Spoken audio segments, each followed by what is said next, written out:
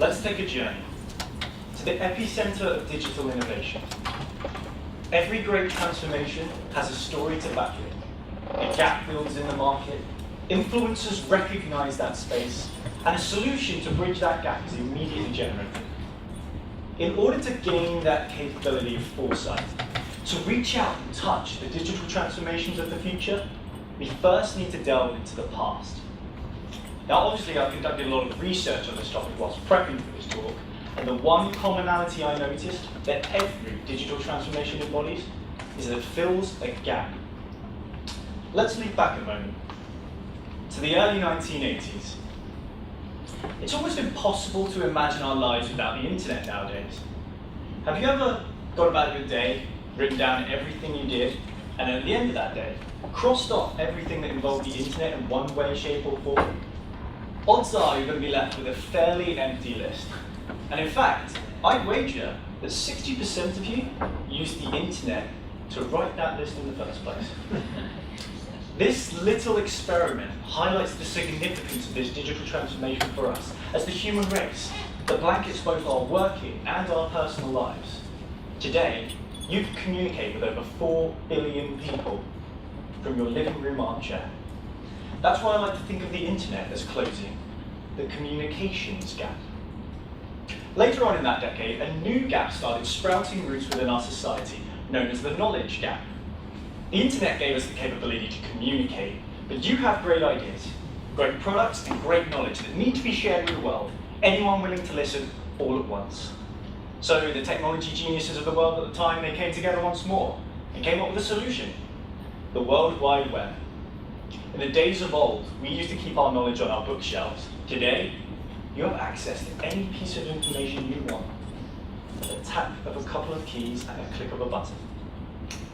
Thus, the gap was bridged once again. So, that leaves one question remaining. What's the gap the human race faces today? And what can we do to embrace it?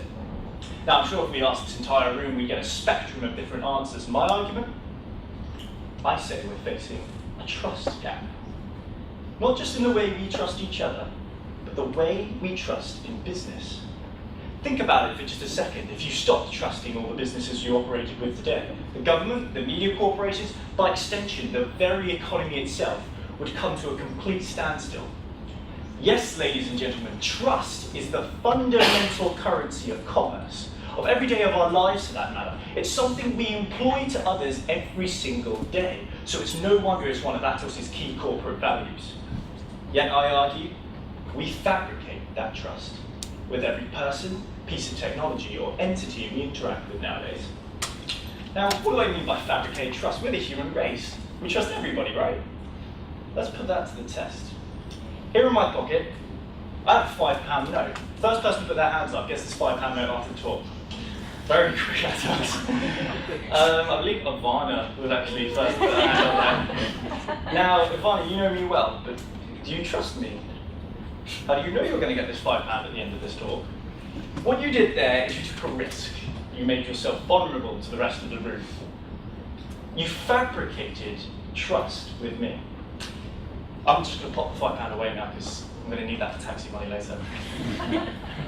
If we were to model the exchange between me and Ivana right now, it would look a little something like this. This is our trust gap at the bottom of our screen here. It's 100%. When Ivana took a risk with me, she fabricated 100% of the trust in that exchange. To say, yeah, I'm a trustworthy guy standing up on stage. Of course he's going to hold up his end of the bargain. But does it have to be that way? As a society, we've already come up with 1 or 2 inventions in order to try and close this trust gap. The first of these inventions is something known as the ledger, like bookkeeping, bank statements, property records, or something we hold dear to our hearts here at Atos, spreadsheets. Now, in order for you to get that understanding of what I'm talking about here, let's go over an example that's dear to our hearts as a nation, the NHS. This is Anna. She's 42 and she's from Manchester, and as you'd expect, the NHS keep healthcare records of Anna within a ledger that would look a little something like this. she's born, and she has some personal details in there, a record of her prescriptions, some test results, but eventually we build up a picture of Anna's interaction with the NHS.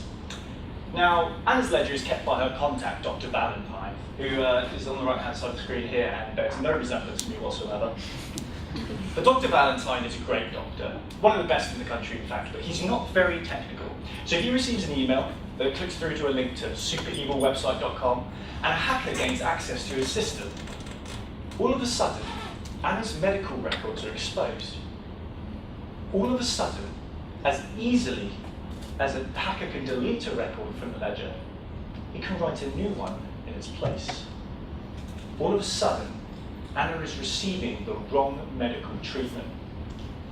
The problem with the ledgers we use today is that they're mutable. They're changeable. People can tamper with the information contained within them. Within the money example between me and Ivana over there, it would be the equivalent of me giving her an IOU note for that £5 note. Still don't trust me, right? Why would you?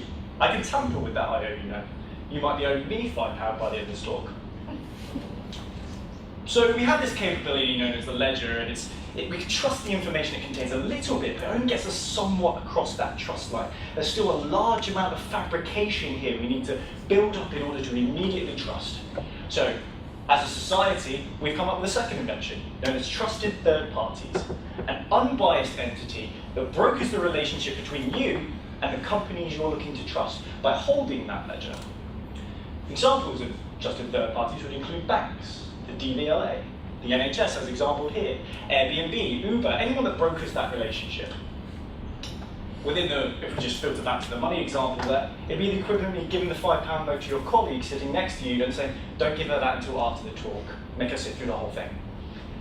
Once again, the problems faced by these intermediaries is that they still hold that single point of failure. A hacker could still swoop in and change the ledger on the intermediary system, and we would be none the wiser. So, again, it gets us that little bit further along that trust line, but there's still a level of fabrication here. It's almost as though there's a missing piece of the puzzle, something that will enable us to immediately trust everyone we engage with right out of the gate. That puzzle piece, ladies and gentlemen, is blockchain, something I have personally dubbed the operating system for trust. But what is blockchain? Blockchain is an immutable, distributed, open database of transactions involving value within a business network. Now that sounds like something copied and pasted from Wikipedia, and I'm seeing quite a few confused faces in the room with a statement like that, and that's okay. Albert Einstein once said, if you cannot explain it simply, you do not understand it well enough. So this will be a good test for me here today. We're going to maneuver blockchain back down into gear one and have that simplified conversation Einstein defines. We're not going to concern ourselves with the in-depth technical details or cryptography or consensus algorithms here. Let's leave that for the techies to worry about. We're going to have an oversimplified conversation in order for you to really gain a sense of the drivers behind this technology and how it's actually going to change the way we trust. At its basic roots, a blockchain, instead of storing information on one server, as we've seen with trusted third parties demoed earlier, it stores information across the entire business network. What this does is it removes that single point of failure I mentioned earlier and ensures no one company or entity is in charge of all the information on the network. This eliminates bias and it instills trust. But how is this different from our current commercial systems? Let's explore that. So, Anna is back, and this time her healthcare records are being stored on the operating system for trust. Now, the blockchain ledger is the GCM level 8 equivalent of the ones we use today. The primary difference this ledger embodies is that every piece of information is both time and signature stamped by the authorizing party involved. Within our example, that would be Dr. Valentine. You already begin to see how trust intertwines itself into this system. Now Dr. Valentine cannot deny he wrote that piece of information. The second innovation within the blockchain ledger is the fact that every block of information produced has a key associated with that block. This key is generated by taking all the information, such as our personal details of our contact here, Anna, and the signature from the authorizing party involved, Dr. Valentine, running it through a formula, and out pops a block of information and an associated key. Once again, let's not concern ourselves with the technical details of how this is done. Just trust me when I say the algorithm used to produce this key is highly secure. Now here's where the magic happens.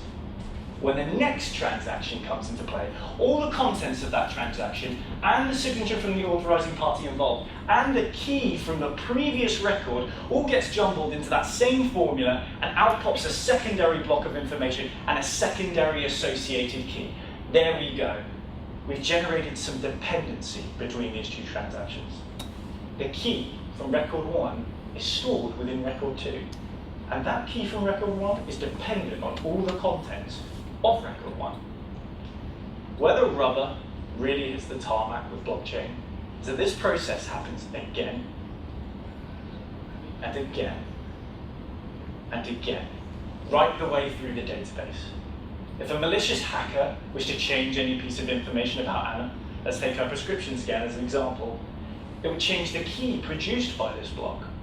But wait a minute, that key is stored within Anna's test results, so that key would change as well, which would change the key of the next block, and the next block, on, and cascading throughout the entire database. Now, you're probably sitting there wondering, so what? Not only has the hacker now changed one piece of information about Anna, he's changed her entire medical history. That sounds catastrophic. Enter the final innovation of blockchain. Remember how I said this technology removes that single point of failure?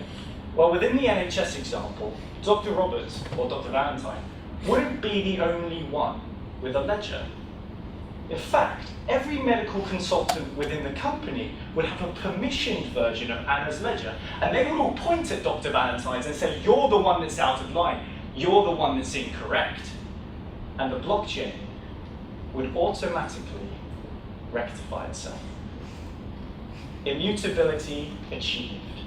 Trustful exchange achieved. Confidence and security within Anna's medical records achieved. You can begin to picture a world in which we can immediately trust every person we engage with right out of the gate. You can begin to picture a world in which we can immediately trust everyone's identity. Could you imagine going out on a Friday night, having a few drinks with your colleagues, you lose your passport? It happens. But you still catch that all-important business flight on Monday morning because everyone trusts who you are when your identity is stored on the blockchain. You begin to picture a world in which you walk into your favorite supermarket. You take out your phone, you scan your favorite product, has a QR code on the bottom, and up pops on your phone the entire supply chain history of that product, right from farmer's market to being stored on a shelf. You begin to picture a world in which every government service is utilized into one single trustworthy platform. I'm talking about managing the 5.4 million information change requests on driver's licenses each year, or the 14.9 billion the government expect to be budgeted into dead time, which includes slow process approvals and signing and creating new contracts just to get process approvals because we don't trust in amongst our government entities. We don't trust that information exchange. I'm talking about if you were to update your address on your passport, it changes your driving license, it changes your taxes, anything associated with a government portal, all on one single platform, and it's trusted. You can begin to picture a world in which all these industries benefit from seamless, trustworthy exchange in their data, from data transparency, and from streamlined process approvals. Robert Mueller once said, when he was head of the FBI, there are two types of companies in this world, those that have been hacked and those that will be hacked. And even now, those two groups are converging into one, those that have been hacked and those that will be hacked again. Consistently and repeatedly chipping away at that trust gap we defined earlier, making it wider and wider, demanding greater levels of fabrication for us to immediately trust. But I'm hesitant to agree with Robert.